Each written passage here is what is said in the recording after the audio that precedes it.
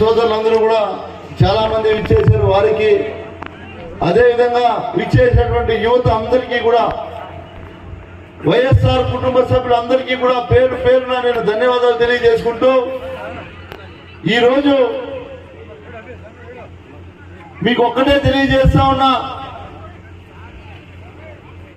ఈ రాష్ట్రంలో జగనన్న ముఖ్యమంత్రి అవుతాడు.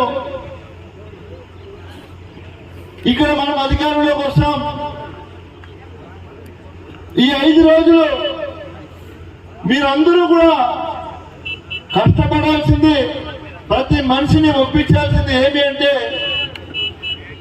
చంద్రబాబు నాయుడు ముఖ్యమంత్రిగా ఉన్నప్పుడు ఆయన ముఖ్యమంత్రి కాకముందు ఇచ్చినటువంటి హామీలు మీరందరూ కూడా ప్రతి ఇంట్లో తెలియపరచాల. అప్పట్లో చంద్రబాబు నాయుడు ఎన్ని హామీలు ఇచ్చాడు, 5 సంవత్సరాలు ముఖ్యమంత్రిగా ఉన్నప్పుడు ప్రజలకు ఏం చేశాడో ప్రజలకు తెలుసు, మనకు తెలుసు.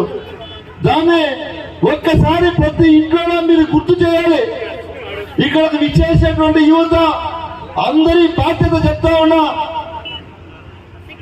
మీకు సంబంధించినటువంటి కుటుంబాల్లో మీరు ప్రతి కుటుంబం దగ్గర ఒక 10 నిమిషాలు కేటాయించి జగన్మోహన్ రెడ్డి గారు ముఖ్యమంత్రి అయిన తర్వాత, నేను ఇక్కడ శాసనసభ్యుడు అయిన తర్వాత మన ప్రాంతం అభివృద్ధి కోసం జగన్మోహన్ రెడ్డి గారు చెప్పినటువంటి ప్రతి సంక్షేమ పథకాన్ని వాలంటీర్ ద్వారా వాళ్ళ గడప దగ్గర పంపించాడా లేదా మీరే చెప్పండి.